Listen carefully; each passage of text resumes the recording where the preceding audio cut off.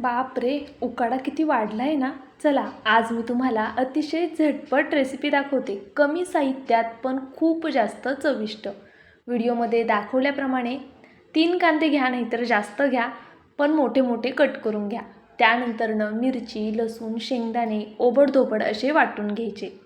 पटकनी फोडणी करूया. तेल घालायचं गरजेनुसार, मोहरी घालायची, मोहरी तडतडली, जिरं घालायचं, सोबतच कढीपत्ता, हिंग घालायचं आणि कट केलेला कांदा चौकोनी फोडींमध्ये मोठा मोठा कट करून घ्या.